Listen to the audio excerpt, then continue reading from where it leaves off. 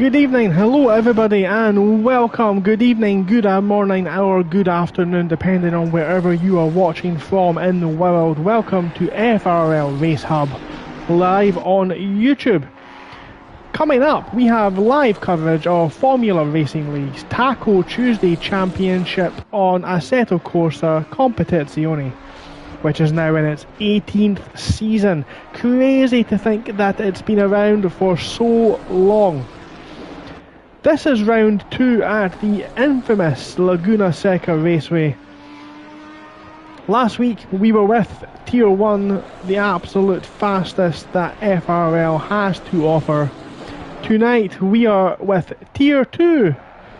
In this tier the drivers are almost as quick, but perhaps do not quite have the same level of consistency to be able to compete at the very top. However, it must be said, the Tier 1 drivers did give us one hell of a show last week. But we do expect the action and the driving in this tier to be much more competitive, much closer together, which means the action will be non-stop. Often this tier does generate the most exciting races that FRL has to offer. So let's offer a quick recap of the calendar this season. Last time out we were at Snetterton. As we said previously, now we are stateside racing around the infamous Laguna Seca Raceway. Next Tuesday we'll visit the Brickyard at Indianapolis. After that we'll head to Suzuka for the first of our 90-minute special events, as we watch Donkers there just drifting wide on the corkscrew. More on that in a second. So Suzuka in a fortnight we'll have our first 90-minute special event. Then round 5 takes us to the Temple of Speed at Monza. And then lastly the finale takes us to Budapest, to the Hungaroring for our finale and 90-minute special Festival of Fun.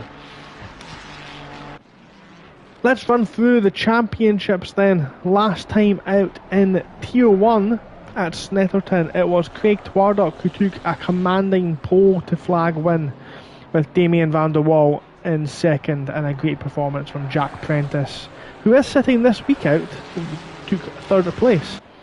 He'll still get the opportunity to compete for the title, as Taco Tuesday features one drop round.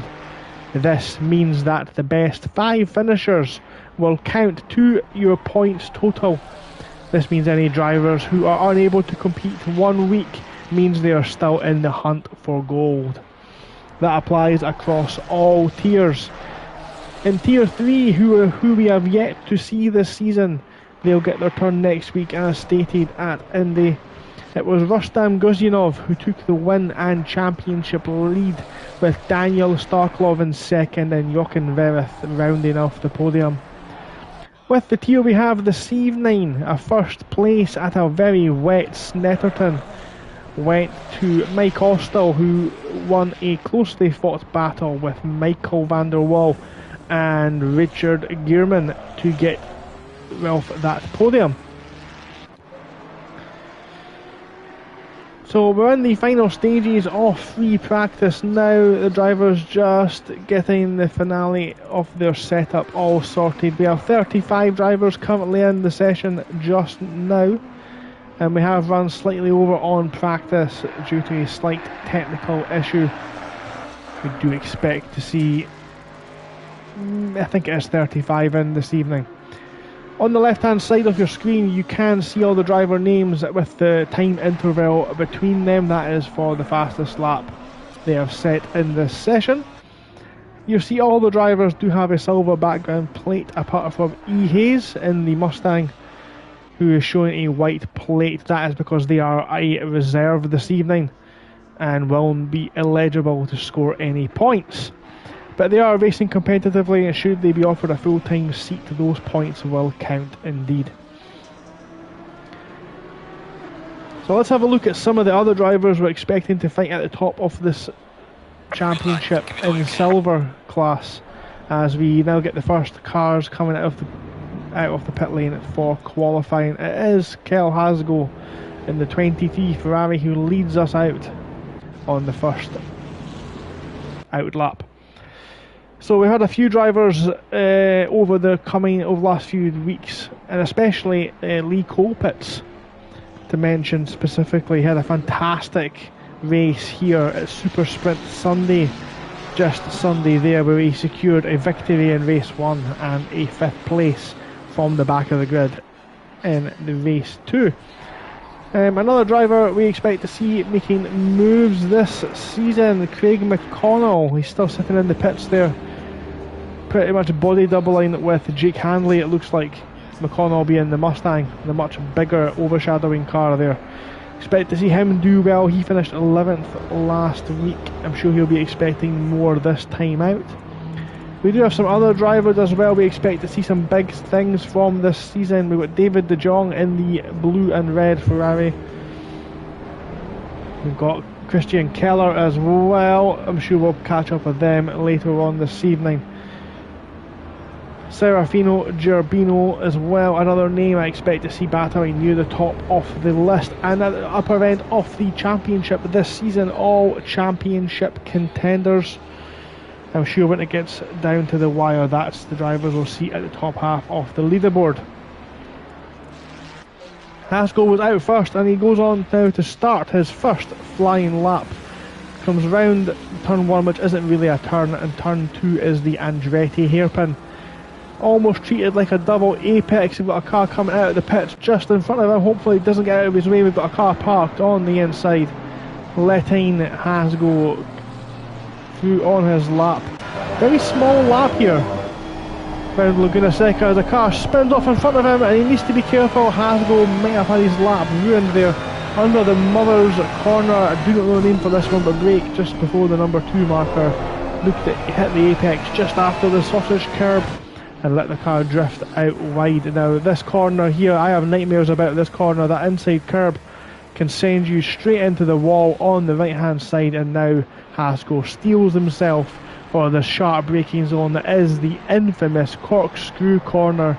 This camera angle does sell the elevation change short. Gets around the corkscrew. Now we've got this long downhill left-hander, almost feathering, coasting down the hill. Let the camber of the track do its work. Second to last corner, Haskell nearly completes his first lap. One more braking point to spot. Very tricky one to do so. Yellow flags out there. That's for a car in the pit lane. No need to concern ourselves with that. It's a good exit for Haskell, who puts his right foot to the floor and sets the first lap time of the day, a 1:26.2. That will be beaten, as we see now on the left hand side. Drivers will rapidly complete laps, and we'll just see now who draws first blood. Here comes David De Jong now, round the corkscrew. Glinken currently sets provisional pole 1:23.620. A big gap behind him, but again we do expect those times to tumble this evening. So here comes De Jong, right foot to the floor again and across the line. What can he do? Invalid, or not a valid lap yet. Current championship leader Mike Austell has joined us on track. Reinhard Serpentine in the Ferrari, the 215, goes into P2, half a second off the pace. Another driver we expect to see competing very well. Amazing one lap pace. Just needs to tighten the screws a little bit. As Van der Waal, who again had a fantastic race on Sunday on race 2. He managed to get himself a P2. The P3 overall, actually, competing with the Pro Tier drivers. And Hayes, as expected, goes straight into the 1:23.6 flat and sets the lap time we're currently hoping to beat. As Aruda now in the Aston Martin beats that one as well. So those times on the left are going to keep tumbling. The track is only showing as fast just now. That's going to change as the drivers lay down some rubber and make the track grippier. But it's Mike Austell now round the final corner, our current championship leader and new FRL steward, it has to be said, crosses the line, and only a second 1.2 seconds off the pace for the championship leader. Is he just building up to things? Who knows? We'll keep in touch with him. Stefan Lucking, who in a last minute dart to the BMW team managed to secure himself a crystallised white liveried BMW for tonight. Very competitive. Look at how close it is between the top 20 and less than 1.5 seconds separate them. A couple of cars making some errors. We see on the bottom right of your screen you've got the track map. So just to let you know what you can see on the interface just now. On the left hand side, as mentioned, all the driver names and their intervals will appear showing their position. On the bottom right of the screen you can see all the drivers' numbers, but you can also see on the left to match up who it is. Now a grey dot represents a car on a valid lap. A blue dot means they're on an invalid or out lap or something similar along those lines, and a yellow dot means they have generated a yellow flag warning. Shouldn't need to explain what that means, obviously, but I will. It's no overtaking. Be slow down and be prepared to stop. If you do see any white dots on the screen, which you will occasionally pick up, car 700 just now was showing a white dot. That means a slow moving vehicle. Dimitriv in the Bentley. We do have a Bentley barge this evening. He's looking for a clear spot to join. He's going to join behind Checkmysov in the... It's not Checkmysov, that is... I'm going to get shot for saying that now. It's not Checkmysov. It's Chumakov's. My apologies. At least I think it is. Yes, it is. Chumakov's in the Lamborghini, Checkmysov in the... I won't make that mistake again. Oh, car with a big chunk of oversteer coming out of the final corner. We won't get mixed up. Checkmysov and Chumakov's the rest of the season, I absolutely promise. My apologies, guys. But Checkmysov in the 69 Audi. The pinkest Audi I have ever seen in my life. Gerbino 2.4 off the pace. Not like him, and he's in the right car this evening. Greg Wood will be proud to see Gerbino mount the sausage curb in the correct car, as they've got an orange, an Aston Martin Mustang, orange Mustang, just pulled off to the left hand side of the track. So it's a frantic qualifying session. We've had some laps put in. A 23.0, a 23 flat is a very, very, very quick time from Manavola. Michael van der Wal again looking very quick tonight, just as he was on Sunday. Colpitt's up there as well. We've got Aruda, Hayes, Kotov, Glinken, Serpentine, Donkers and Hasgo, and that is the top 10 as we're halfway through this qualifying, this frantic, very busy qualifying session. Ian Simcox, now there's a driver I have not seen in such a long time.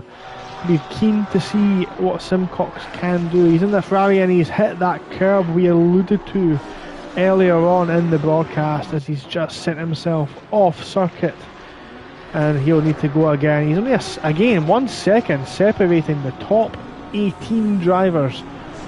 Yellow flags off there. Car number 21. The camera angle didn't cut that. We've got a car parked on the gravel at the exit of the corkscrew. Car 21. Who is that? That is Pignatelli in the BMW. He's sitting there just parked at the side of the track.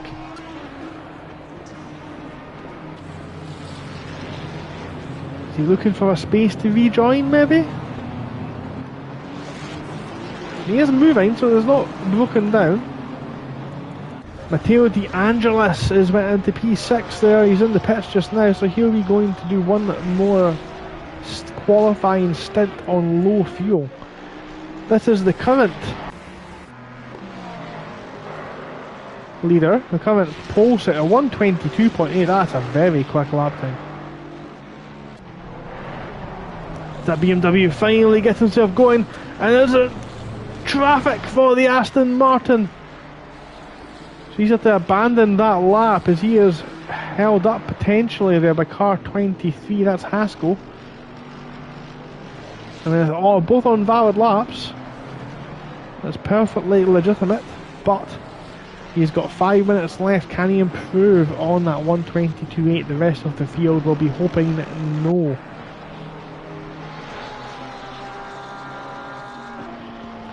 Loads of cars going off at the corkscrew.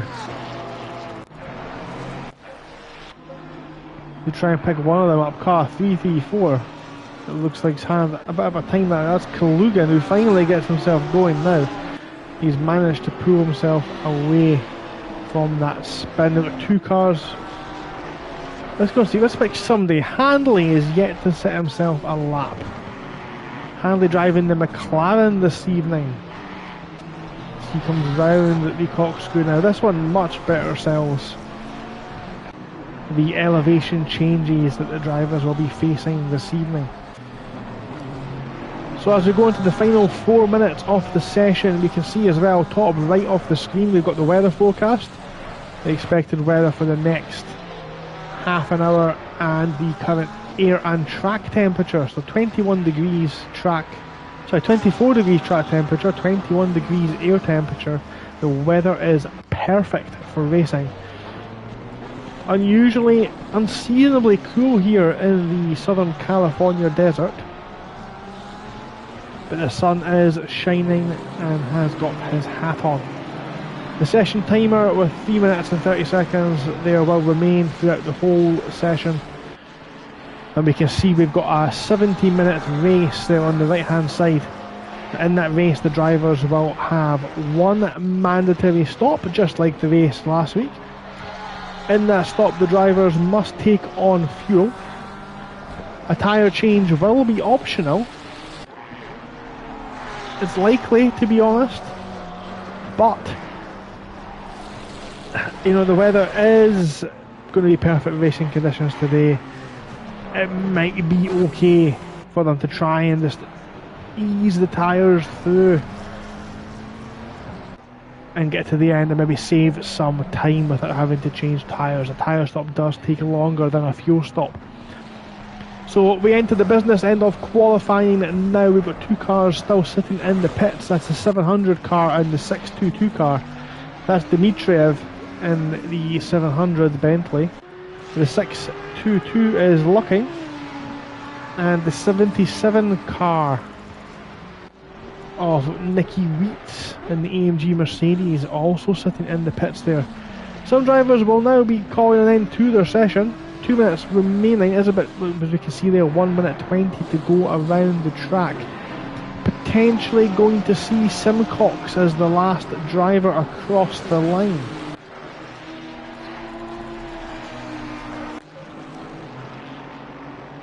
We pick up Dunn, heading up towards that treacherous sausage curb as he just clips it. The BMW in front, however, I fear has hit that sausage curb.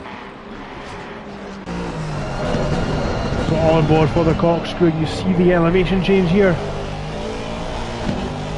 It's downhill all the way now to the start finish line.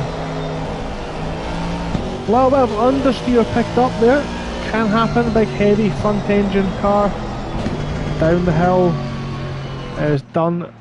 Now looks to generate some space. Yellow flags off track.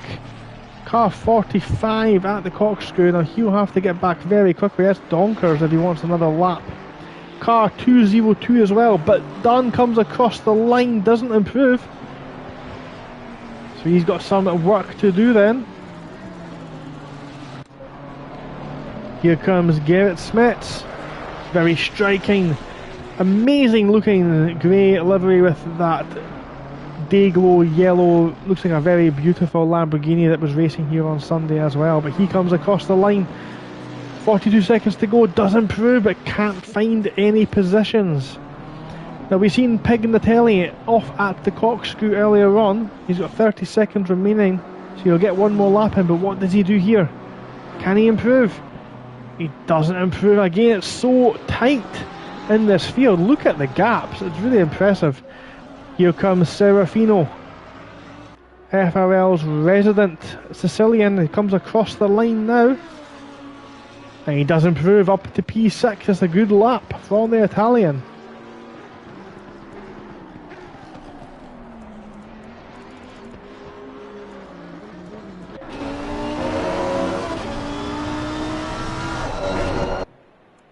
Don't know what's happened. It looks like I've lost my keyboard controls.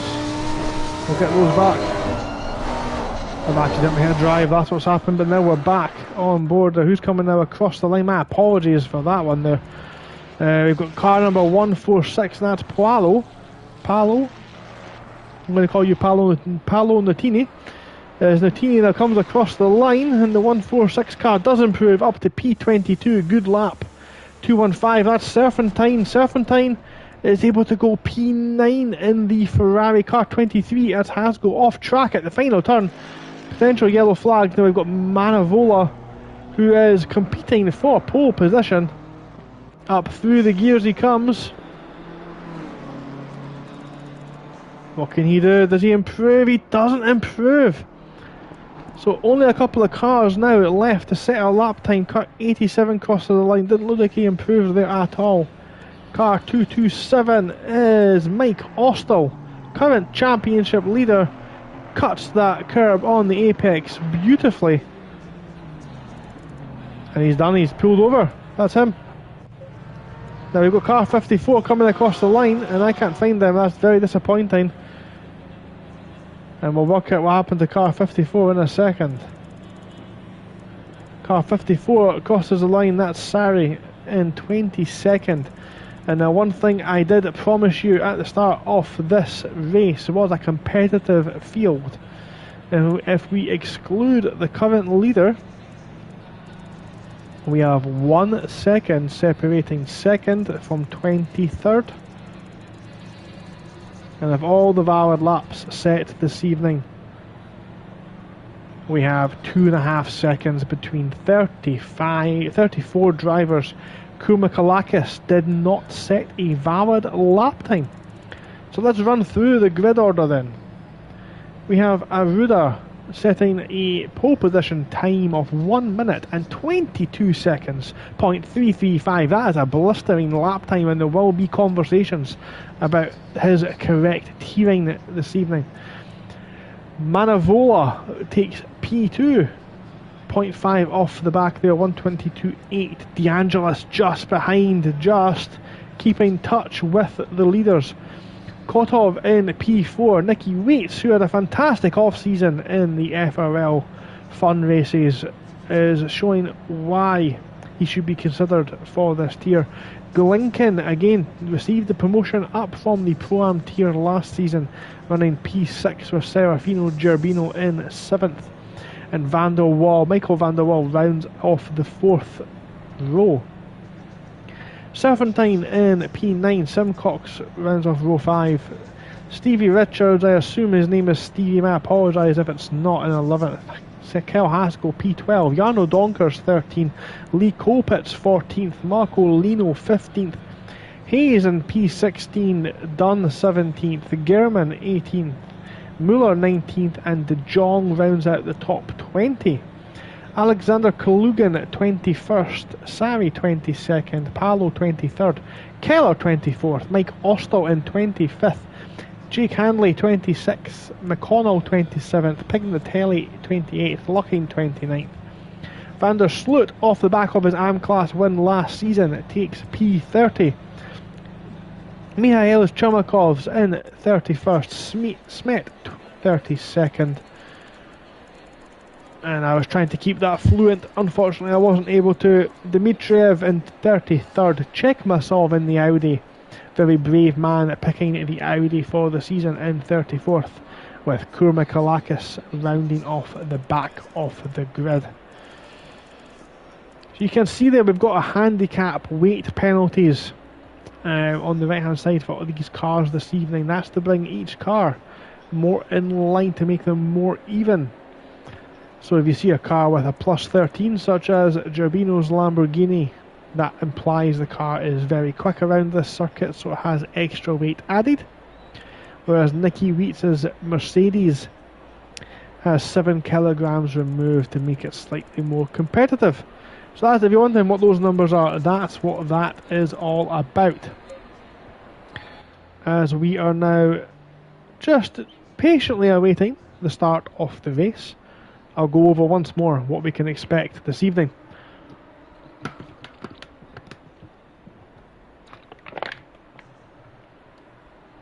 We have a 70-minute race tonight, and it is a bit warmer than it was earlier on. 23 degrees air temperature, 29 degrees track temp, so it will be a lot stickier, but that will maybe wear the tyres out a little bit more, leaning people towards the tyre swap option. We have 70 minutes of a race.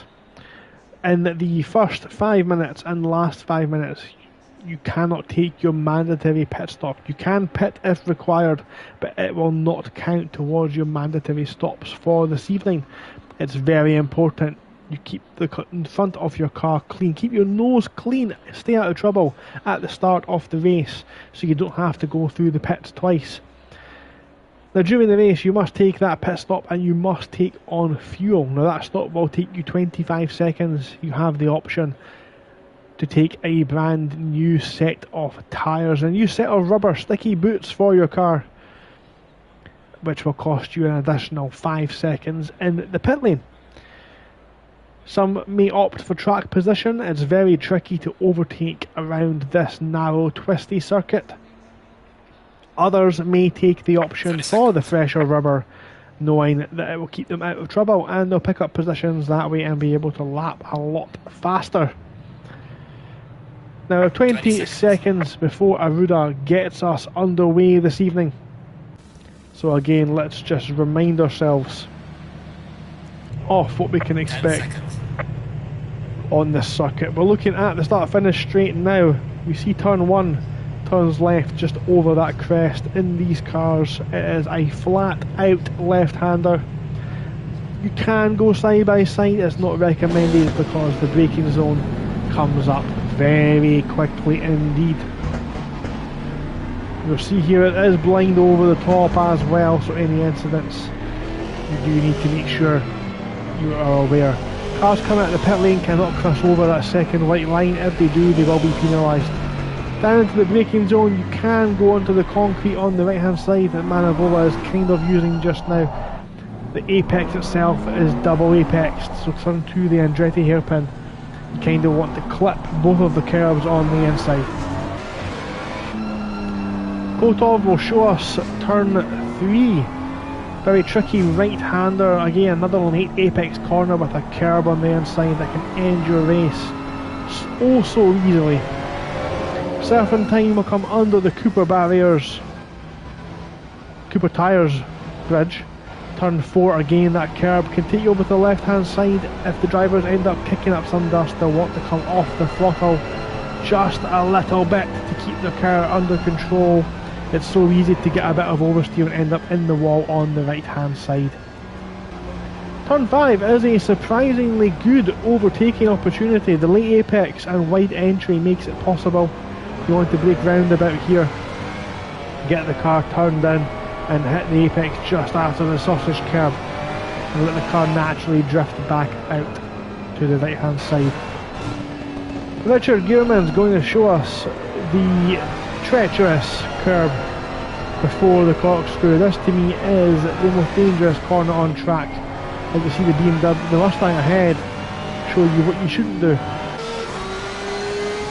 Kalugan in the wonderfully shit sounding Porsche is going to show us the corkscrew one last time over the crest, turn it in, gentle as the back end goes light over the crest. Dimitriev will show us again as well what it looks like at the back.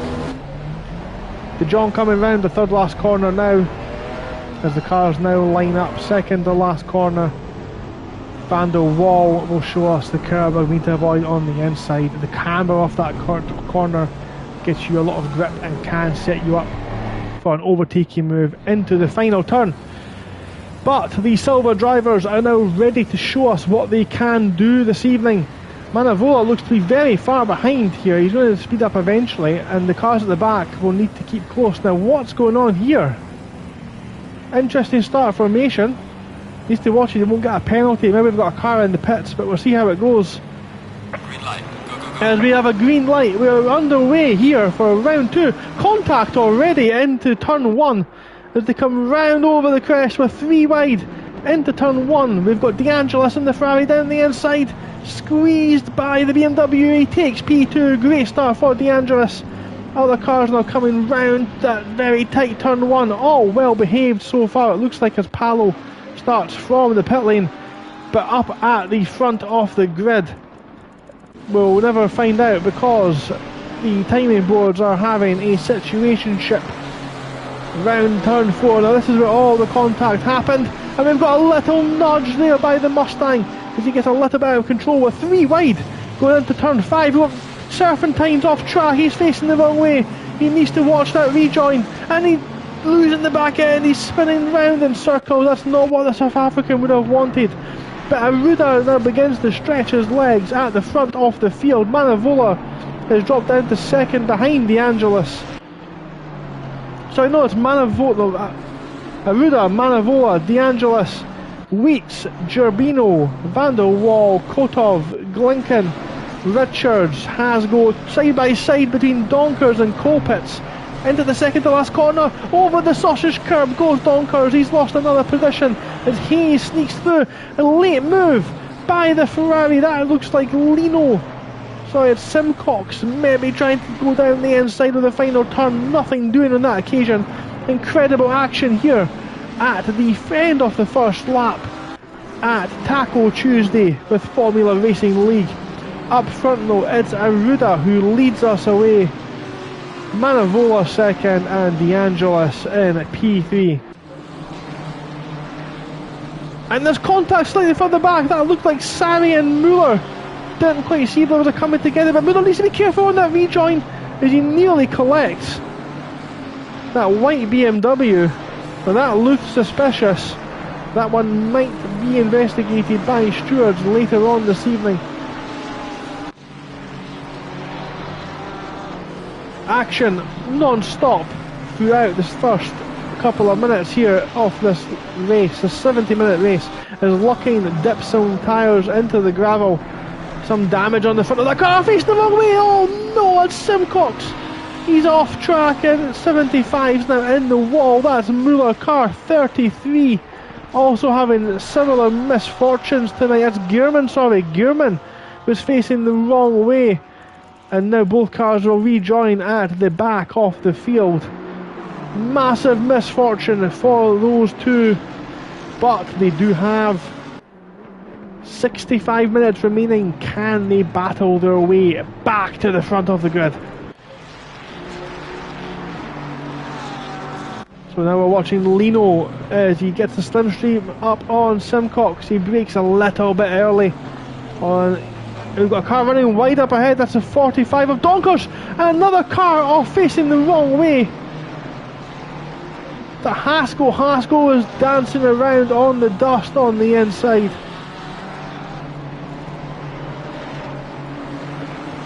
Carnage, it looks like, up ahead in that pack. Just at the front, almost side by side. Donkers pushing Simcox almost along. And all these Ferraris battling very hard, trying to go 3 wide through there. It doesn't happen. But Donkers down the inside of Simcox takes the position. Defensive moves by between Lino and Handley just at the back there as well. Battles going on, raging throughout the field. Amazing action. So hard to call. Up ahead, Van der Waal is now beginning to fall off the back of Gerbino. And De Angelis just falling off the back of the front two. That's Arruda and Manavola, but it's not over between these two as Manavola's just set the fastest lap of the race. Only 0.3 of a second is the gap as they come into the Andretti hairpin for the 4th time.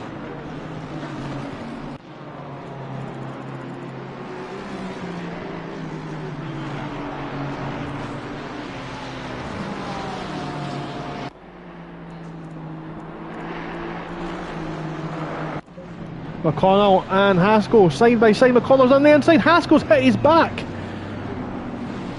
Haskell performs the undercut, and now that looked like a bit of contact, but McConnell's got the inside line. He backs off, and this is pushing them both back into the clutches of Mike Austell in the Aston Martin as the pit window now opens. Oh, McConnell kicking up dust, and they've got a car facing the wrong way up ahead. That's a Mercedes, it looked like. The 77 car of Nicky Wheats. Oh no, he was running so well up the front of the pack And he's now going to fall all the way down the grid. He's still off circuit just now. And that's a big problem for the 77 Mercedes driver. There's so much going on. Car 9, Hayes is facing the wrong way at the corkscrew. You can't drive that way, sir. Reverses back the way, thankfully, and he's now going to hopefully rejoin in some clear air behind Kalugan. Absolute carnage this evening already. We're only 5 minutes into this race, and it's looking like it's going to be an absolute heart-stopper. A complete classic from start to finish. Laguna Seca, one of the trickiest tracks, of course. Easy to learn, extremely difficult to master. We're watching Van der Waal kick up the dust on exit, and that's going to open the door potentially for Glinken in the gold and black Ferrari. As Van der Waal looks to be struggling out there, he's all over the track, and that's brought in the BMW of Kotov as well. He's going to lose 2 positions, as Van der Waal. He's on the inside, he's got another BMW as well. Just tucked in behind him, that's Richards, I think. As Richards gets a fantastic drive up the hill. He's alongside Van der Waal. He's ahead of Van der Waal on the way in and keeps the position through the corkscrew. A confidence lift as Van der Waal thinks about it down the inside. And that's going to... And both drivers doing a fantastic job leaving each other space. But Van der Waal ultimately has lost out in that occasion. But Richard is not finished yet. He's going after Kotov now. Both cars are in the same. They're alongside as they come out of the final corner. But he's ran wide. Van der Waal's got the traction as he goes up through the gears. And again, just look how close it is between the two of them. Van der Waal and the McLaren can see him just on the inside into the Andretti hairpin, and he's got the move, makes it stick. Fantastic move from the McLaren driver. Great stuff. With 3 wide here, this is going to the Andretti hairpin. This is locking McConnell and Haskell. Looks like McConnell has overtaken Haskell there between the start-finish line and turn 1.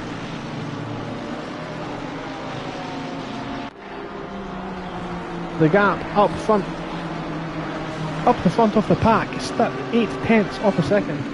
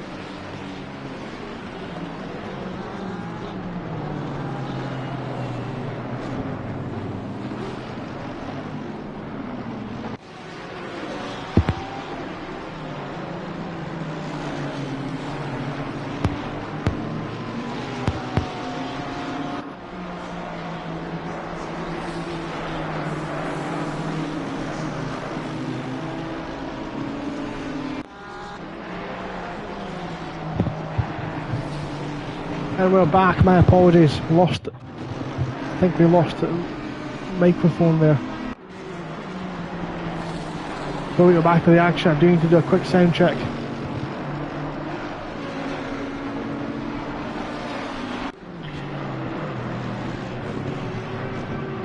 Testing, are we still here? Are we still live? Yep, we're still live. My apologies for that. Lost sound there. We've seen a McLaren just dart off the track. At the back there, these two are still battling. This is Lucking and Check Myself, who checked myself, but managed to get past in that pink Audi.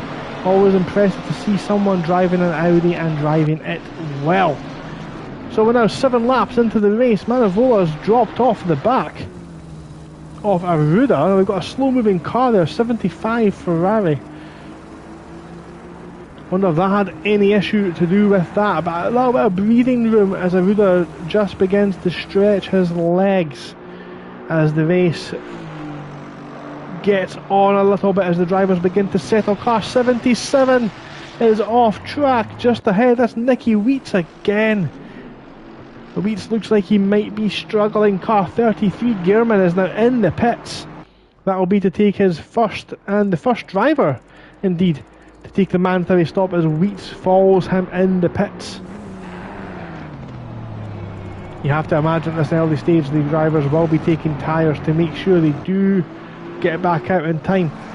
Colpitts and Van der Waal, and they've got Richards just in front of them as well.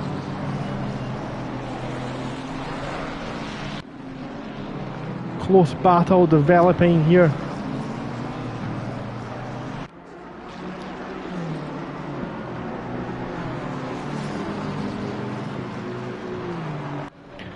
It looks like on this occasion Van der Waal is going to just have enough to hold off the fast charging big German engineering BMW of Lee Colpitts.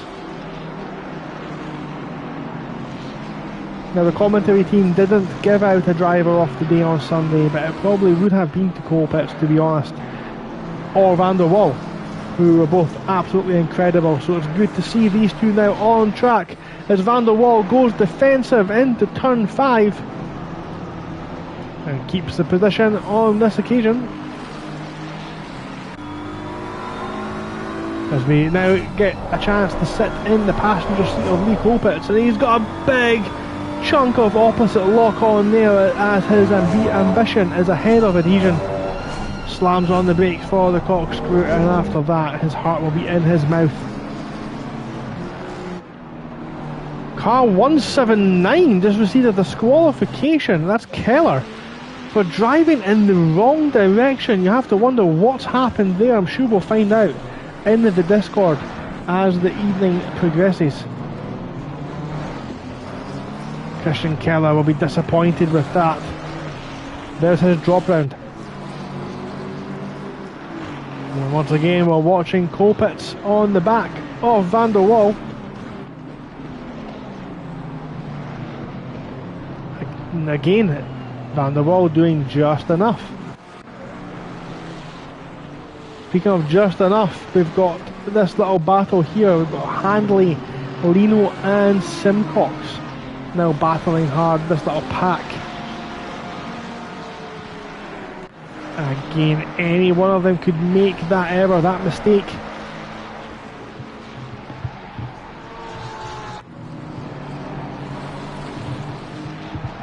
It's looking very tight between them all.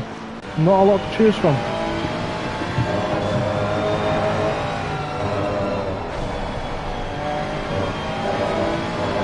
As Lino very conservatively there, just leaves a little bit on the table. He's late on the brakes though, he thinks about a move, just shows his nose to Simcox. Simcox sees that Colgate coloured Ferrari just getting bigger and bigger in his mirrors, but luckily nothing doing on this occasion. As we jump back on board with Colpitts in the BMW, he's got a fantastic exit out of here. He's in the big BMW. Can the raw power bring him into contention for turn 1 at the Andretti here? But he's not close enough on this occasion. He's going to have to settle a bit further, but Richards up ahead gets a little bit wide. Is that going to open doors for Van der Waal? It doesn't on this occasion.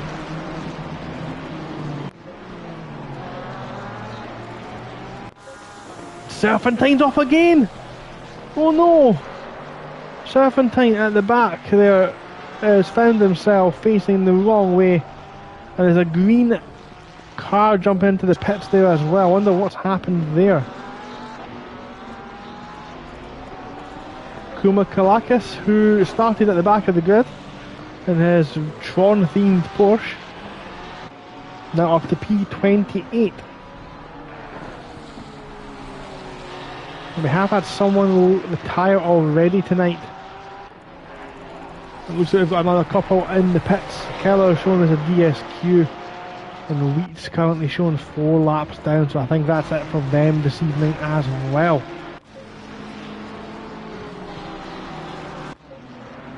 And we've missed... No, we've not missed it. It's close. Look at this. It's almost contact. Done in donkers. Nearly coming together. Van der Waal gets oversteer on the exit of the final turn. He's had to go defensive again. Car 700 off at the corkscrew. Van der Waal doesn't really need to defend into the Andretti hairpin. And it's Dimitriev who was off in the Bentley there. And he's now ended up. He's just ahead of Van der Sloot. But again, this pack of 4, giving us all the action tonight. Manavola has dropped the gap now back down to 2.3 seconds up at the front from Aruda, so he's beginning to claw back in on the 202 car, and that's done! It's hit the curb, he's went off track, and he's put himself into the wall. And that's going to cost him not only damage but a lot of places as well, as he rejoins in front of the Grello Porsche of Sarri, who is fighting for his life to keep McConnell behind. He goes defensive. McConnell thought about going for the move down the inside, backs out of it as Sarri also went inside to defend at exactly the same time. And again at the back, that's Richards facing the wrong way. He needs to be careful on his rejoin. He's got cars coming round the corkscrew who will not be able to see him. Yellow flags are out as the BMW driver tries to get the car turned around. These tyres will be very dirty. And car number 2, who was put off by all this, is Smets. Smets off track, and we've got a BMW off with him.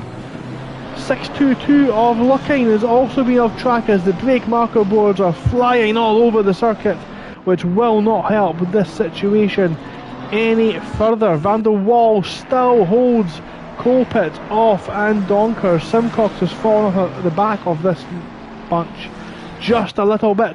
Car 27 up ahead, that's DeAngelis. DeAngelis has been off track.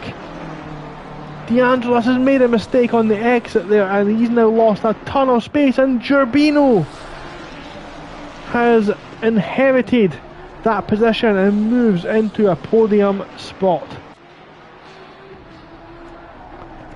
But up front it's still Aruda who leads Manavola, and the gap as they come across the line, 2.1, it's now coming down, that 2.1 seconds. So as the battles now begin to establish themselves, we've got this pack of 3, Van der Waal, Colpit and Donkers.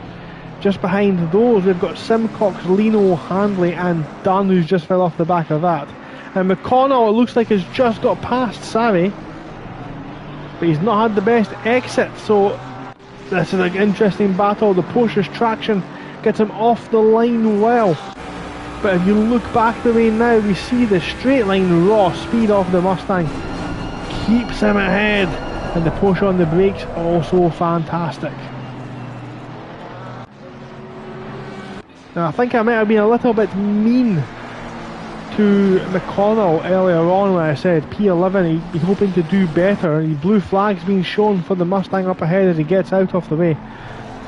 McConnell is doing a fantastic job to even be P14 given the competitiveness of this race.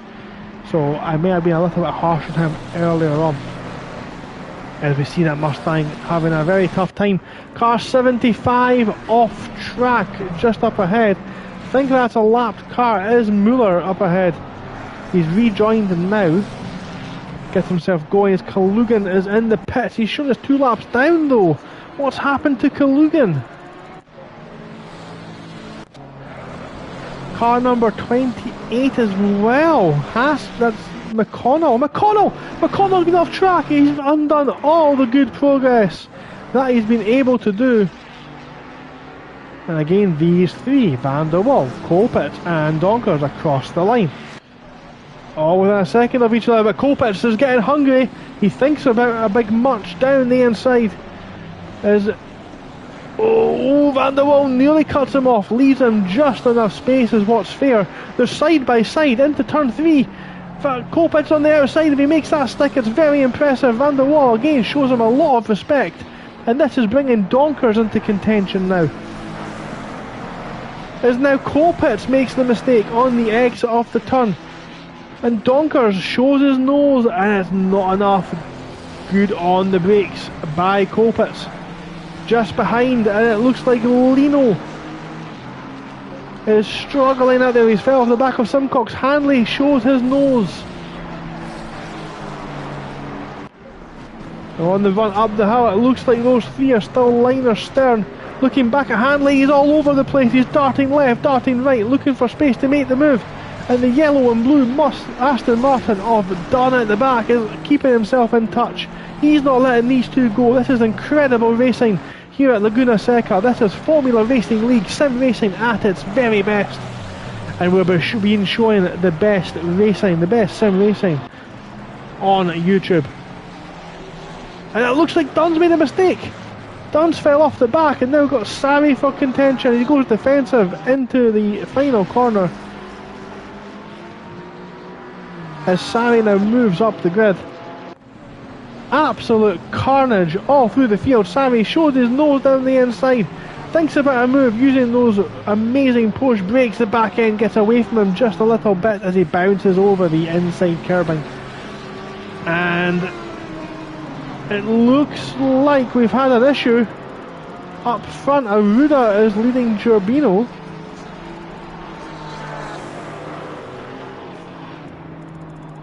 As Sari in the wall coming out of turn 4. It's a huge crash from Sari. We'll investigate very quickly. Manavola seems to have disappeared from the server. He's been disconnected, has he? No. There's another car's off track as well. 2 cars at the same corner. That's the 195 of Richards, who's had an absolute nightmare. Cars all over the place. What is going on? As Cougar Mikalakis is now moving himself up the field, making moves, making places, keeping his nose out of trouble. That's the way to do it. So we're going to have to get a quick recap as Manavola, it looks like he's unfortunately been disconnected. It looks like he's not going to be rejoining us, or very unlikely, and if he does, he's not going to be at the front. Aruda now leads Gerbino by nearly 18 seconds. Gerbino's got a lead of 3 seconds to Glinken. Similar gap back to Kotov. De Angelis now runs in P5. Van der Waal behind them, still holding off Kopitz and Donkers in one of the closest battles I've seen in a long time. Hanley applying the pressure to Lino, who has just fallen off the back of Simcox. Austell from his midfield position now up into P13, just behind Dunn in the Aston, both drivers in Aston Martins. They've got a bit of a gap further back, Haskell to Piccatelli. Another small 2-second gap to Chekmasov, who is leading Chomakov's by a big chunk there. Looks like Chomakov's maybe had a bit of damage. Potentially the car looking worse for wear on the rear.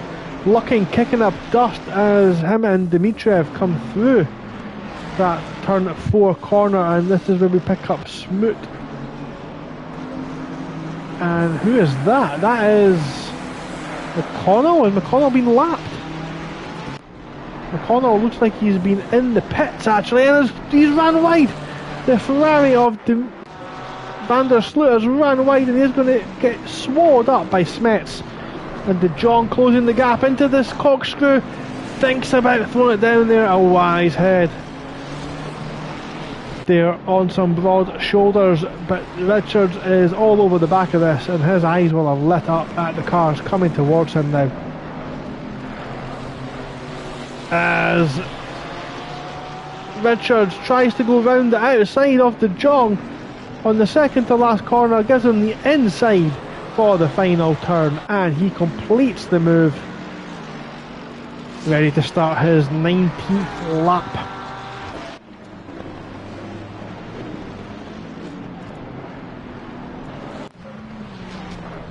Kopitz again on the back of Van der Waal. These two now beginning to drop donkers, such as their relentless pace.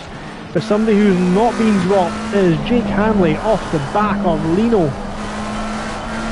Some drivers beginning to take their pits there, so McConnell, Gehrman, Hayes have all taken their pit stop. Car ahead, that is someone just running wide. Is that Simcox?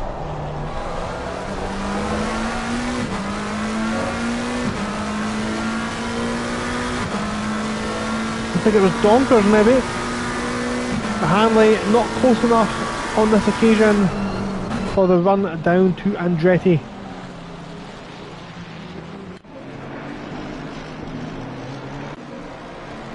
Now here's an interesting fight we've got here.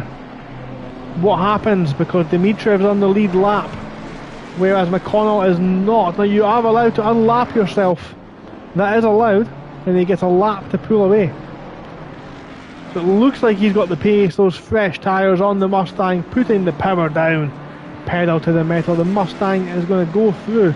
Now the Bentley is no slouch in a straight line, so he's not going to just drive away from him. So it's going to come from technique if McConnell is going to get out of that blue flag zone. Car number 33 off track at the third to last corner. That's Gehrman again. He's not having the best of evenings, is the Ferrari driver.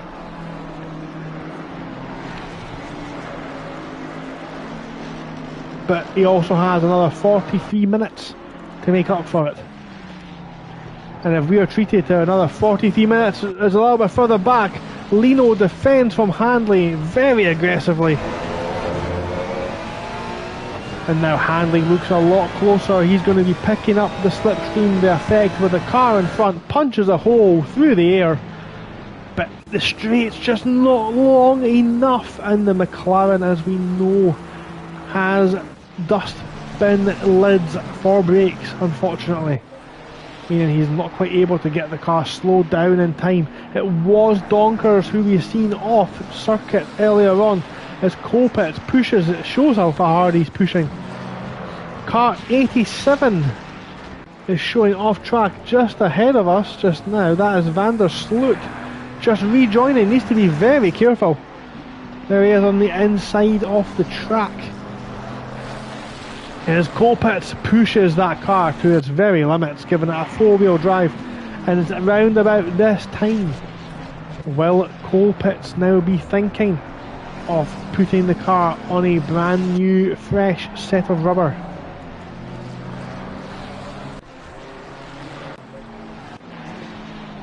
Donkers again on the back of Simcox. Looks very close here into the final turn. Simcox goes defensive, and just behind we've got almost a repeat as Lino goes defensive. Lino keeps position. Handley's ran himself a little bit wide. He'll be out of contention into turn one, but this, between these two, it's not over. Not by a long shot. As Simcox takes the racing line, the inside was open for Donkers. He elected not to go for it. Car number 9 off track.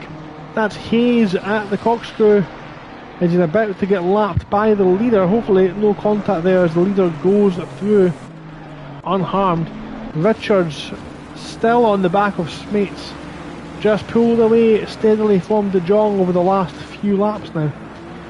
But that looks like Smates has made a slight error on corner exit. And again we're going to see Richards now, foot on the floor, up through the gears. What can he do? He's almost pushing him along the track as he gets down the inside into turn one, as Richards makes that move stick. Lucking and Kumakalakis now into the pits, and McConnell is going to go through. So it's a net gain, I think, for the Mustang.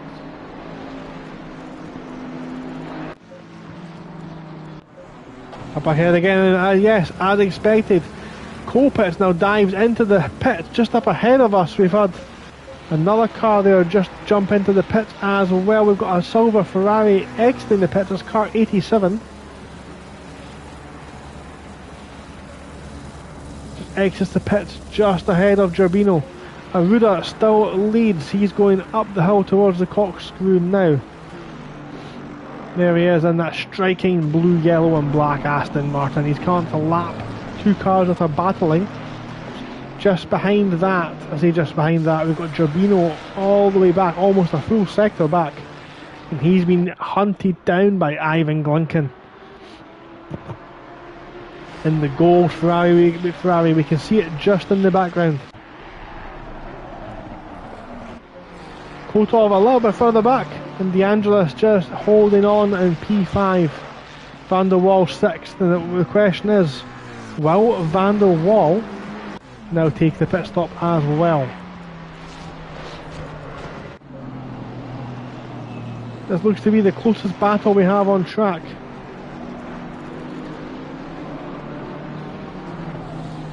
And the leader's just coming up to lap them.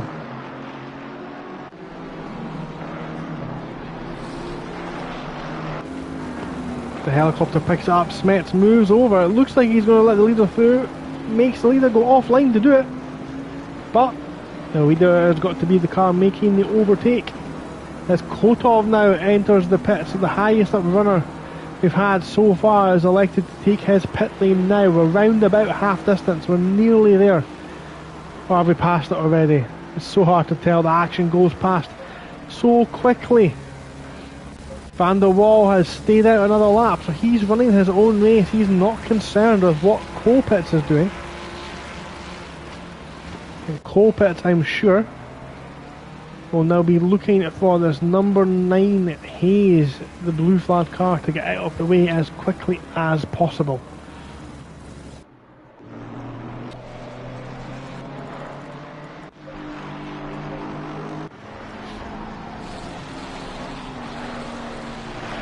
So the battle for P2 has just come alive, because this is the view from Glinken's car. Gerbino uses all of the track and a little bit extra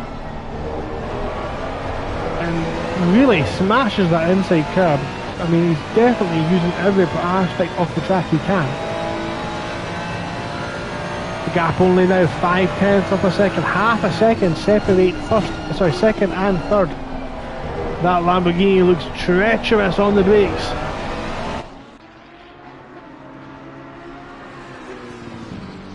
As they come round turn 3, there's almost side by side. We can tell there's an obvious pace difference now between these two. Van der Waal again continues.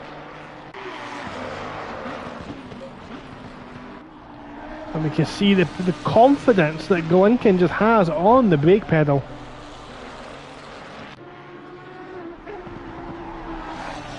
Round turn 6 up the hill, but Glinken's made an error, and that's going to take him out of contention, but he takes his foot off the throttle, brings the car back under control, and elects to lose only a couple of tenths of a second as opposed to minutes in the pit lane. Now all the drivers behind now taking their pit stops. De Angelis, Simcox, Donkers, Handley, they're all in the pits. De Angelis rejoins. Where's he going to rejoin? That looks like Kotov going past in the BMW, so he's rejoining behind Kotov. He takes that inside line, he's not going to come out ahead, and it's going to be, yep, just behind Kotov. De Angelis is coming at Donkers as well now. Where does Donkers rejoin? Donkers, Simcox. Donkers has got himself out ahead of Simcox and Handley. So a little bit of a gap spreading out slightly in the pit lane, in the pits. The pit sequence there. Checkmasov is in the pits. We just seen that Audi. He's been in the wall in the last 20-30 seconds. Rudan are coming through to lap the Bentley. Gets through relatively cleanly. Does the Aston Martin now elect to come into the pits? Nope, he's staying out.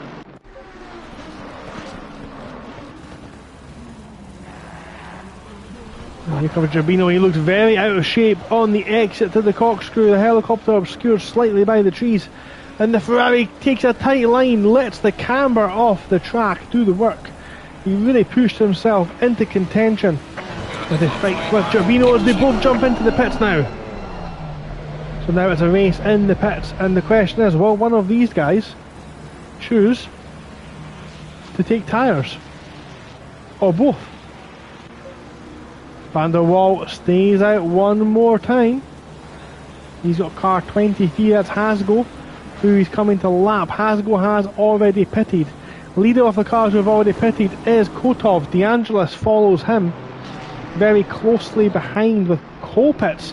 So Colpitts is actually caught up in clean air. A little bit of an undercut right behind De Angelis now, so that's a concern for Van der Waal, who I'm sure is hoping to get himself a little bit of an advantage. As De Angelis, no! De Angelis almost held it together, and he's put himself in the wall after his pit stop. The Italian making a huge mistake as Francesco Totti fires himself straight into the wall. He's definitely had a bit of anger there. He takes the anger out on the virtual car. He must be very frustrated with himself.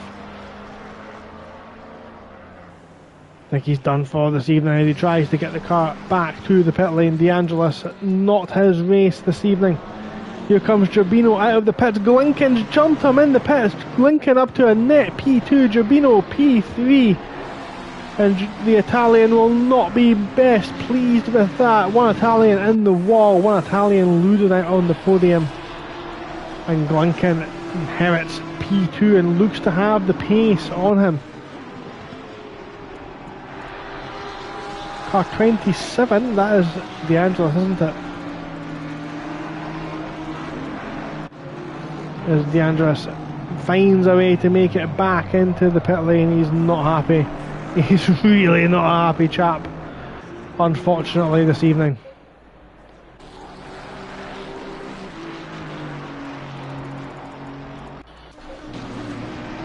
Gerbino now coming through to lap Koumakalakis, it looks like.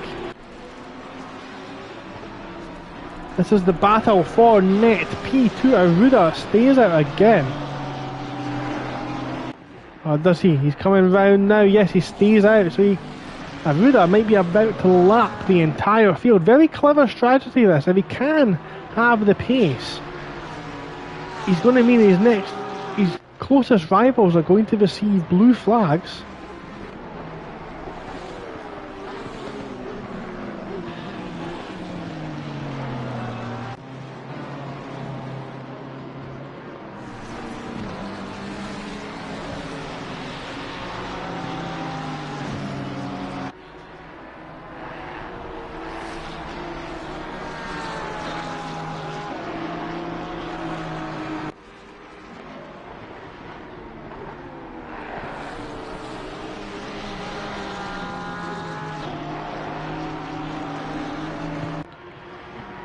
So, we're on the 28th lap of the race. We've got just over half an hour remaining. This is Tier 2 Tackle Tuesday, and it's been non-stop action throughout this evening. I've barely had a chance to catch my breath. So here comes Simcox, and he's on the back of Chumakovs, who's yet to pit. Coming up to the corkscrew. So this is Formula Racing League's Tackle Tuesday series. We're in round 2 of season 18, and we've had an incredible race here tonight with the silver tier. That's Tier 2. The drivers who are almost as quick as the Tier 1 drivers, maybe just lacking the consistency. As contact coming out of turn 2, and Simcox now facing the wrong way. Big issues as Chumakovs, I'm pretty sure, was trying to get into the pit lane, and I don't think Simcox was fully aware of that, and that's led to some contact. Disappointing. The leader is now in the pit lane as well. Almost a pressure-free pit stop. He has nearly a full lap to make something happen. But just a little bit further behind then, Dunn's still out there. Dunn comes into the pits, he gets that slowed down in time. A bit of damage to the inside, the left hand side of the Aston Martin. A lot of cars sitting in the pit box just now.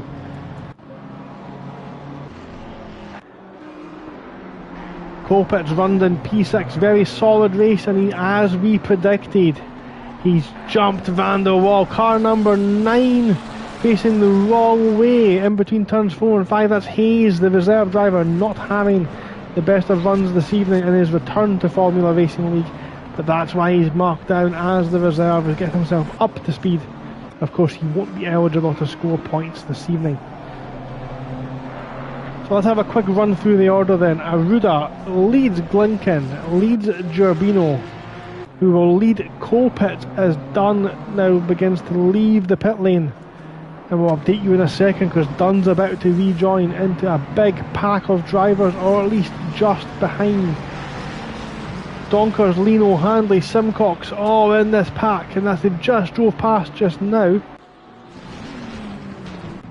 So he's going to come out just behind that Handley pack there in P11.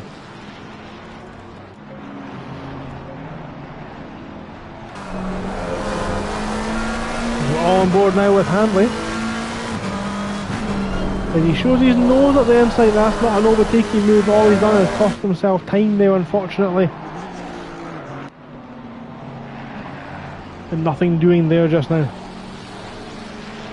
So I'm going to take this opportunity just now to tell you a little bit more about Formula Racing League. Sim Racing League ran primarily through Discord. All the events are available for sign up on thesimgrid.com. As we see a potential move up ahead, Donkers and Lino. Donkers down the inside of the corkscrew. There's slight side door-to-door contact. There's still side-to-side, wheel-on-wheel arch. A little kiss as they come round the corkscrew. It's the first move we've seen down there this evening as Donkers' back end gets very lively. Handley tries to swing it round the outside of the second to last corner, and Donkers is able to retain that position, at least for the meantime. Handley looks to try and get a straighter exit out of the final corner, maximise that exit speed, but Donkers has managed to get the traction, supreme traction, shown by the Dutchman. Now this is the battle for second place. Glinken, who was all over the back of Gerbino towards the end of the first stint, now in the second stint of the race. It's the role reversal, the old switcheroo, as Gerbino is now the one applying the pressure, and Gerbino can see where Glinken is weak, where he's strong, and he can pick his move. And they're coming up now to lap a AMG Mercedes, it looks like, just ahead of us. I think that's Gerrit Smets.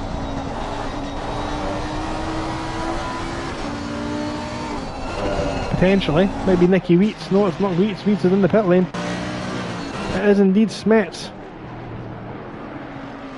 Does that open the door for any of these potential podium sitters this evening? But a little bit further back, Handley is all over the back of Donkers once again on the exit off the corkscrew.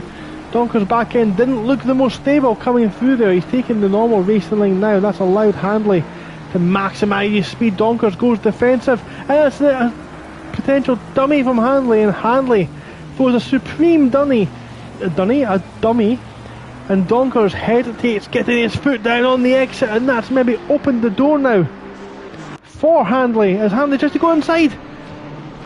Nearly runs him across the pit lane. Handley down the inside, hard on the brakes, goes a little bit deep. Donkers is going to try and sneak up the inside, but Handley makes the move stick. Spectacular move from the McLaren driver. Fair driving as well from Donkers. Glinken and Gerbino have managed to get past that lapped car, and I'm sure that at some point these drivers will let me plug Formula Racing League Patreon. I'm going to give it a shot just now, so I hope Gerbino manages to hold station, at least for the meantime. So, Formula Racing League Patreon. I've jumped ahead of one of my plugs. I'm plugging SimGrid just now. All of Formula Racing League's events are available for sign up on SimGrid. We've got Taco Tuesday as you're watching just now. We then have the Late Night World Tour on Thursday nights.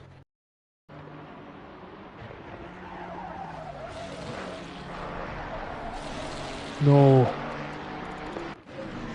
Server's fine, everyone. We can relax, the server is fine. We have Late Night World Tour on Thursday nights, which is the World Cup of Sim Racing. Teams of 2 representing nations as they fight to compete for the overall crown. the top driver of each nation each round scores points. And on Sunday we have the most exciting series on console, FRL Super Sprint Sunday, featuring a reverse grid and the action presented by my colleagues, as Gerbino keeps me on my toes there. My colleagues Greg Wood and Owen Harris will be presenting all the action from that one. And remember, on Super Sprint Sunday, race 2 reverse grid, incredible action for a 40-minute sprint race. You do not want to miss that, but more importantly, you want to take part. The most exciting series on console. That's Super Sprint Sunday. Back to the action just now, however, and we're watching Gerbino close the gap on Glinken. In the first stint, it was Glinken in P3 putting the pressure on the Italian's Lamborghini, and now it's the role reversal. We've got Gerbino all over the back of Glinken's rear wing, and that one seems to have stalled just a little bit, at least for the meantime. A little bit further back though, we've got Donkers, who looks to have been struggling the last few laps, and Handley got past him, and that's now released Handley. Look how much Handley's pulled away. We just catch shots of him in the foreground. He's all over the back of Marcolino, and it is done now, applying the pressure to Donkers as Donkers goes for the racing line. He's left it inside open, they're side by side, and there's contact. A slight bit of door banging down the inside, and Dunn makes the move. Was that potentially a little bit aggressive from Dunn, or was it good, solid, hard racing?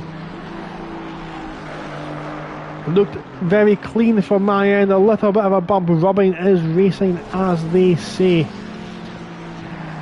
But Donkers now down into P10. Still a very good result for him if he's able to hold it there. One driver who has been making strides over the last few laps is Michel van der Waal, and he's been steadily closing that gap on Kotov in the 73 Glacier White BMW. Now only half a second separate these two as well.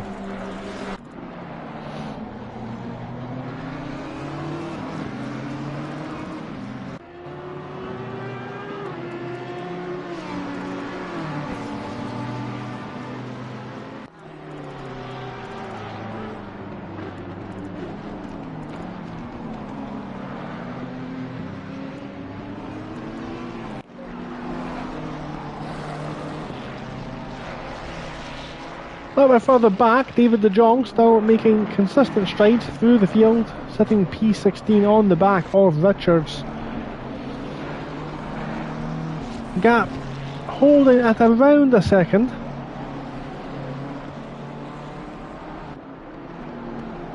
It's been a very solid drive from Koumakalakis from the back of the grid, now running in the top 20. But he's got a Ferrari hot on his tail. Well, that's not ball position, I think that's Muller.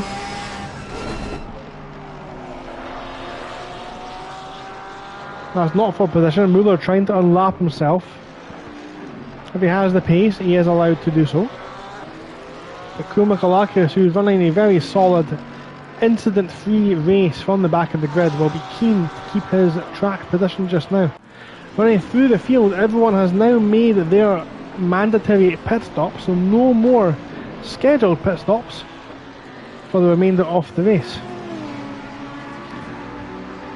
And again, Donkers looks to have been a little bit of a cork in the bottle this evening, because Duns began to pull away and catch Hanley and Lino in the pack just ahead of them, and these two are now catching the pink Audi of Chekmasov just ahead. So will that inject some spice into this little battle here? We've got a car showing his white flags coming around the corkscrew just now. That looks like car 700, that's Dimitriev.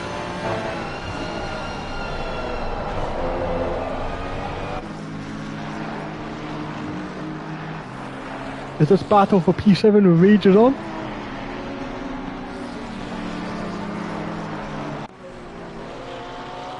Okay, this is Muller. He's trying to lap himself on Koumakalakis. Now, if he's that fast, you have to wonder if Koumakalakis should just let him through and be done with it. Not have to worry about it anymore. He does let him do it. He gives him the apex. And Koumakalakis is looking to just continue running his own steady lap time, steady race this evening. So again, we're watching this situation for the top half of the field. Kotov is holding Van der Waal at a very, very close pace. The BMW's raw power, I think, maybe keeping him ahead as Kotov feels the need to go defensive. Take the inside line. It doesn't make you slower through the corner, but the inside line is the ideal overtaking line. Very difficult round the outside of Andretti to make a move stick. So now we can do a rundown of the order. Aruda has led from the start. Manavola, who's second, keeping him honest, has been disconnected unfortunately. Glinken is in P2, Gerbino in third, Lee Colpitts running fourth, Kotov fifth, Van der Waal in P6, Lino in 7th, Hanley in 8th, Dunn 9th, and Donkers rounds out the top 10. Then we have Simcox, Ostal, Haskell, Pignatelli, Richards, De Jong, McConnell, Smets, Koumakalakis, Chekmasov, Cholakovs, Dmitriev, Van der Sloot, Muller and Hayes. Wietzink has been retired and Keller was disqualified, I'm hearing, for driving the wrong way in the pit. Now someone's connection to the server is bouncing all over the place, causing a little jump to the pit lane. Car 94, that's Colpitts! Colpitts has spun. He was doing so well and he's now facing the wrong way on the bottom of the hill after the corkscrew. Now he's now rejoined behind Hasgo. He's down to P14. That's going to move up Van der Waal, Lino, Hanley, Dunn, Donkers and Simcox into the top 10. Absolute disappointment for Colpitts. He was running so well and his race was going fantastically as well. So disappointing to see. So we're now down to only 25 runners in silver from the 35 that started the race. So a big attrition rate this evening. If you do finish the race, you will still score points, and with 40 points for first, 39 for second, all the way down to 40th. You have to think even running in 30th is still going to bag you 10 points. It's worth hanging around. So one driver who's under a lot of pressure just now is Lino, and another driver is Handley. Car off circuit at the back. Is that Donkers? Again, Donkers having a time of it tonight, as the lapped Audi does stay out of the way, but has got the run on Donkers. Will he try and unlap himself, or will he sit behind? Up ahead, Dunn went wide. Had a run on Handley, and Handley's managed to retain position, at least in the meantime. Car number 9 showing off track. That's Hayes off circuit, running very slowly. I think Hayes might have been in the wall. Well, he's just running slowly.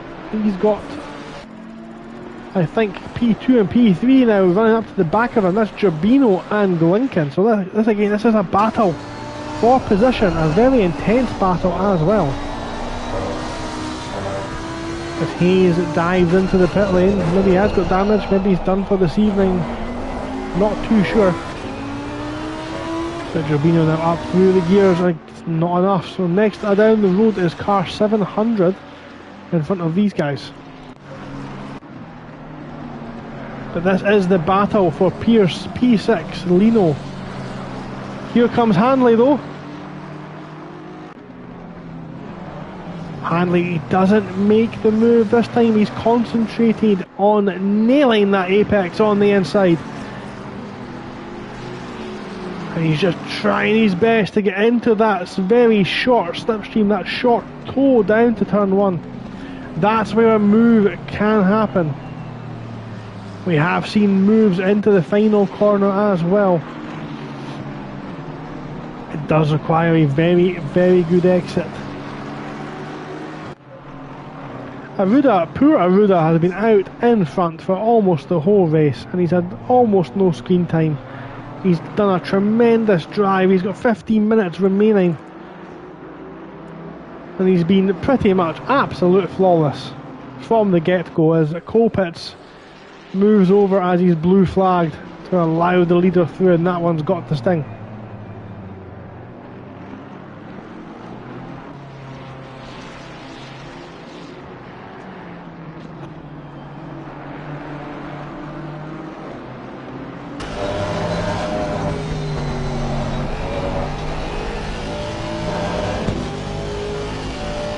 It just sounds like he's cruising out there, like he's just off throttle, tipping the car into the apex. Just making sure he hits all his apexes, the back end under his complete command.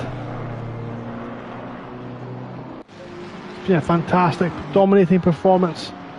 Now Handley's fallen off the back of Lino, and Dunn's fallen another 2 seconds back as well. Has there been an incident? Or is Kotov becoming a little bit of a cork in the bottle? Because Van der Waal has been hounding him pretty much since he came out of the pits. But now Lino, Handley, Dunn all joining this battle. Donkers is also there, ready to pounce as well. Austell still running P11, only a second behind Simcox in this late stage of the race.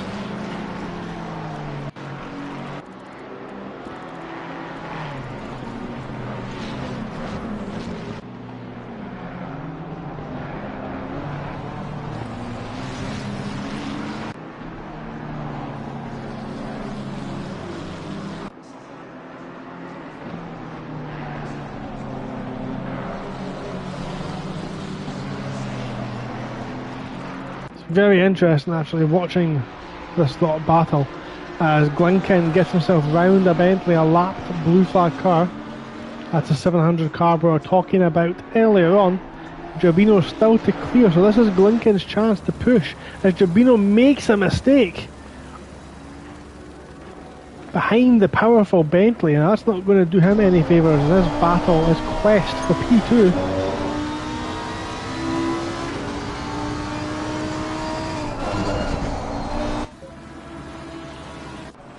As we pick up Austell, he's on the back end of Simcox, and he's been steadily just making inroads in lap after lap, hand over foot.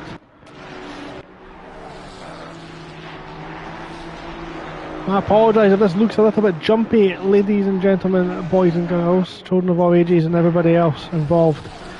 The connection does appear to be a little bit jumpy this evening, so I apologise if it doesn't look as smooth as normal, but very close.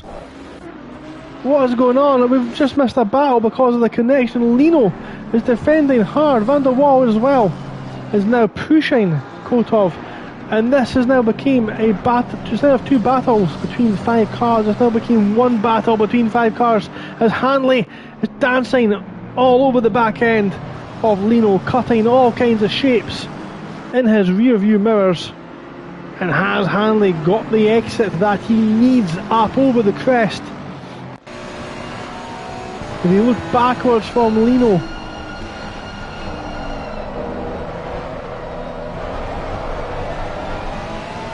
not quite, not quite.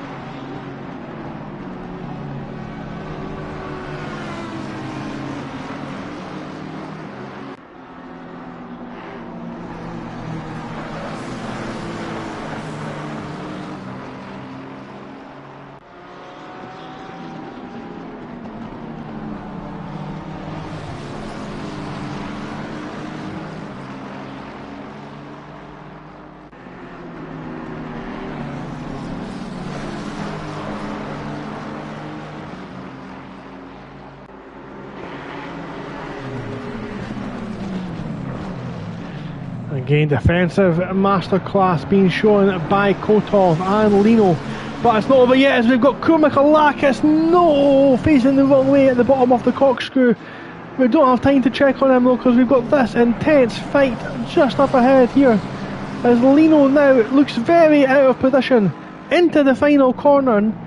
Less than 10 minutes remain here for round 2. And that slow exit from Handley has put him into the clutches off Dunn at the back. Look at how close he is now. And now they're all going to have to go defensive. They don't. Both. Sorry, I'm getting confused between drivers now. Both Van der Waal and Lino feel the need to defend into turn 1. And that wasn't a move on Van der Waal. That was a defensive move to protect himself. And Donkers, Simcox and Ostal has to back out of there. So Ostal, the backs out of a move, it looks like, between Donkers and Simcox. It's all coming to a head here in the final 10 minutes of this Tier 2 race. I promised you all a tight, competitive race, and this is what you're getting. The 5 cars, all similarly paced, all battling for P4. Glunkin and Gerbino gave us a good hour of fighting as well.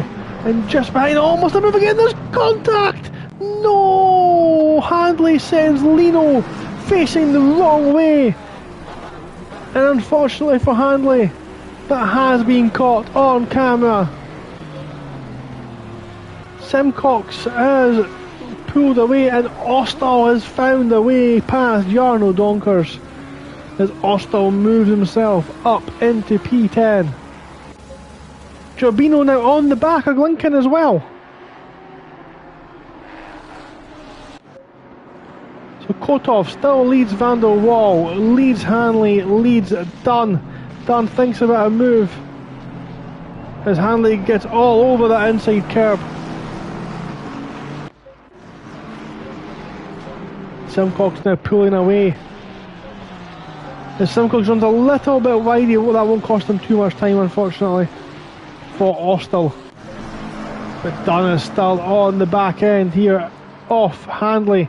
Dunn definitely looks the faster of the 2 cars at this time. Lino's managed to rejoin in P8 as Dunn runs wide, dips a wheel into the desert. And what we've got here is 4 cars dancing on the edge of disaster. It really is tight, and Gerbino gets a fantastic exit out of the final turn. Will he get a run on the Ferrari? The Lamborghini not known for its straight line speed is very good on the brakes, however, as he closes right up to the back of that gold and black car. This is the battle for the final podium positions. As again, Glunkin looks to be out of shape. Coming round turn 3, Gerbino's right on his tail. You can almost smell the exhaust pipe from the back of that Ferrari. But again, the straight line speed as the cars get up to speed, the extra weight of the Lamborghini really holding Gerbino down at this point in time. Handley still retains from Dunn. And Simcox has now begun to stretch his legs a little bit since clearing Ostal. Car 94 has been in the wars a little bit here. That's Colpitts again, was moving slowly coming down the hill. It's all went bad to worse for Lee Colpitts. He peaked on Sunday, unfortunately. Van der Waal's off track. Van der Waal in the desert, unfortunately not able to keep on the track, and we don't know what happened there. We just missed that as we were checking on another battle. With Van der Waal now off circuit, and there's now Kotov defending from Handley. Van der Waal's dropped in just behind Donkers and ahead of Haskell. But Gerbino still on the back off Glunkin. It's not over yet. Donna seems to have Dunn's fallen off the back of Handley as well. Maybe Dunn and Van der Waal coming together potentially. Who knows? I'm sure if there is any foul play, the stewards will be notified and the corrective measures will be taken. But on the track as we have it in front of us just now. Aruda leads with 5 minutes to go as the pit window slams shut on anyone yet to pit. Glinken coming up to the corkscrew, still defending hard from Gerbino. The Ferrari not looking at its best at this moment in time. Kotov in the BMW, fantastic performance, but now defending with his life from Hanley. Dunn's fallen off the back of Hanley and he's now being rejoined by Lino. See if Lino can keep in touch. This time Austell up into P8. Fantastic from the middle of the pack from Austell. Simcox in P9. So Simcox has made a mistake somewhere. Austell's got past him and that's allowed Donkers back into play. Van der Waal we've seen just off circuit down 11th. Haskell significantly behind now, running a race on his own, as is De Jong, who's pulled along Pink Metelli for most of the race. Kopitz extremely unlucky in the last 15 minutes or so. He peaked on Sunday with a fantastic performance. Unfortunately for him, McConnell, great recovery drive. He was near the back early on, now up into P17. Smets up into 18th. Koumakalakis we've seen facing the wrong way from the back of the grid, however. P19's a fantastic result.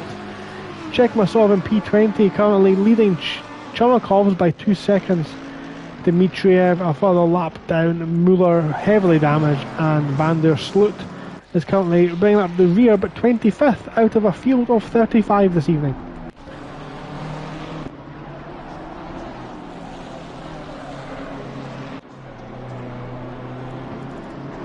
So 3 minutes remain. The dying embers of this race. Glinken still leads Gerbino, who is pushing like a madman. He cuts all of that corner and more. A lot of steering action going into the steering wheel of Gerbino's Lamborghini. I nearly called it Gerbino's Lamborghini. That would have been better.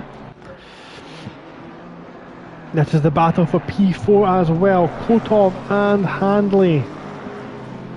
Car 87 showing yellow flags as Van der Sloot over up at the corkscrew.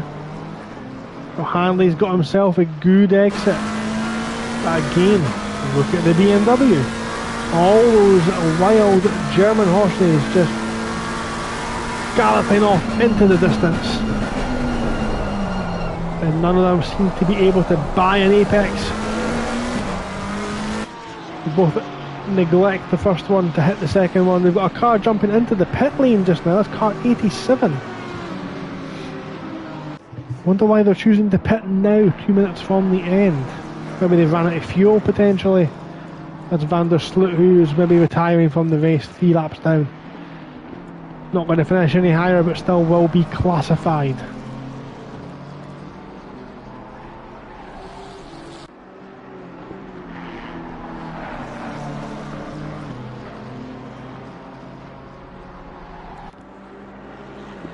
Now Hanley, again, it has to be said, it's an impressive showing from Kotov, who is just consistently hit every brake marker, hitting the apexes that matter, defending when he has to. He's got 1 minute and 24 left to do so. Can he do it? Can he hold off for that P4?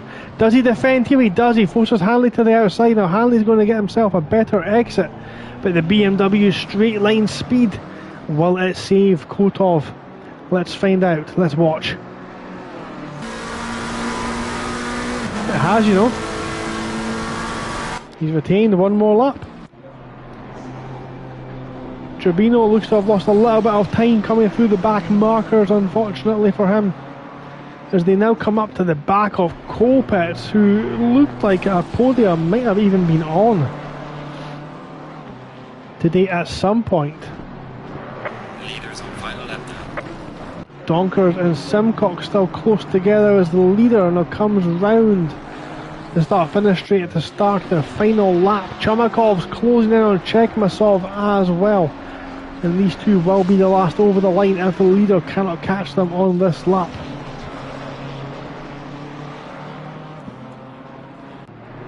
Here comes Gerbino. He's got one last chance to get himself a good exit out of that final turn. It doesn't look like he's got it, unfortunately, so if he does managed to get himself on the podium. It's not going to be into turn 1. Hanley, however, does fancy his chances. Kotov runs a little bit wider side by side into the penultimate corner. Kotov's got the inside line. Now Hanley has the inside, but he's got on the dust. And has he made a move? He dives it down the inside. Now this is going to get interesting because Kotov has the power. He has the straight line speed. The helicopter's going to keep up with him, and Kotov dances. Hanley turns into him.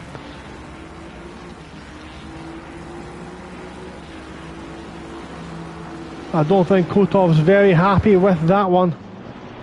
I wonder what will come of that situation. Well, it looked like Hanley moved over the circuit. We'll see if this time Hanley is elected to give the position back. It's fair play from Hanley. He's done the right thing. He made contact making the move, and he's given the place back. I think he's given up for this evening as well. So it's a win for Aruda, who we've missed coming over the line. My apologies, that far ahead. 50 fantastic laps from the Aston Martin driver from pole to lights. It's been a fantastic performance. Driver of the day, absolutely, no question about it. Coming through now though, Ivan Glunkin takes P2 and Gerbino rounds off the podium. Kotov is going to come home in P4, just ahead of some cars who have been lapped. Hasgo, De Jong, Pigatelli, Kopitz, Richards and McConnell have all now crossed the line, as has Smets, Dimitriev and Muller. Just behind this though, it's Hanley and Lino. Lino defends from Hanley, as Hanley's lost another place there somewhere on the lap, but Kotov comes round, takes 4th place, Lino in 5th and Hanley in P6. Ostel crosses the line in P7 with P8, Duns in P7, Ostel 8, Simcox 9th, Donkers in P10 with Van der Waal coming round, and the last over the line is side by side. And Chumakov's in the out Lamborghini nicks the position by 0.006 seconds. Absolutely outrageous finish for what has to be said the lower end of the grid. 0.06 seconds. That is, it takes me longer to see how short a gap that is. That is incredible.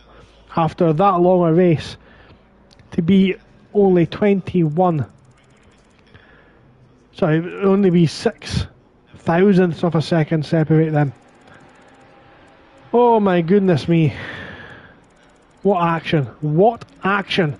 I promised you action at the start of this race, and this race delivered.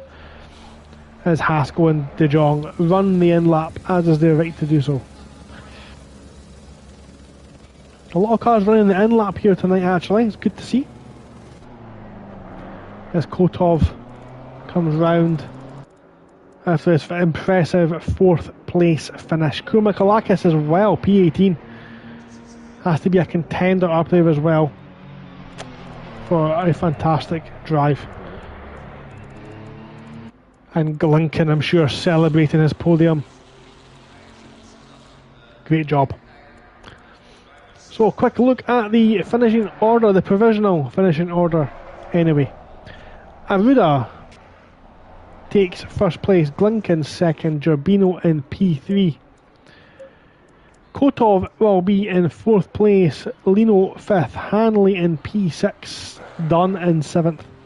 Ostel in P8, Simcox finishes 9th, and Donkers puts himself in the top 10. Van der Waal will be disappointed with P11 this evening, with Haskell 12th. David De Jong finishes a very respectable 13th this evening. Pignatelli 14th, and Kopitz again will be disappointed, finishing a lap down there in 15th after his early pace showing. Richards in P16, McConnell with a great recovery drive up to 17th place. Smets in 18th, Koumakalakis in 19th, Chumakov's in 20th. Chekmasov in 21st with what has got to be the smallest finishing gap I have seen in a competitive race here in FRL on Taco Tuesday. Dimitriev 22nd, Muller 23rd. Van der Sloot will be classified but didn't finish in 24th. Hayes 25th. DeAngelis didn't finish as well, 26th. Gearman 27th. Lucking 28th. Serpentine 29th. Manavola got to the fastest lap but will not be credited with the point for not finishing. Sari 31st. Kalugan 32nd. Nicky Wheats 33rd. Palo 34th, and Keller was DSQ'd for driving the wrong way down the pit lane. My name is Gogs Brown. I've been in the commentary box with you this evening. It's been an absolute pleasure bringing you the action tonight. As Aruda, there he is, the man of the hour, the driver of the day, pole position. Pole leads from the start to the finish. An excellent commandeering performance. And then behind him, an absolute shower of the finest racing you might ever see on any sim race, and absolutely one of the finest I have seen on console. Next week we'll be back and we'll be showing and spotlighting the Tier 3, the Pro-Am tier. These are some of the newest, finest young talents that FRL has to offer. They'll be battling hard on track for your viewing pleasure, and I'll be back in the commentary box bringing you all the action next week, as every series of Taco Tuesday this season gets the opportunity to spotlight themselves. We'll be at Indianapolis and I will be back online just before 8:30, as I have been every other week and will be for the rest of the season. I hope you've enjoyed yourself tonight. I absolutely have enjoyed bringing you the action. Until next week, take care. All the best. Good night.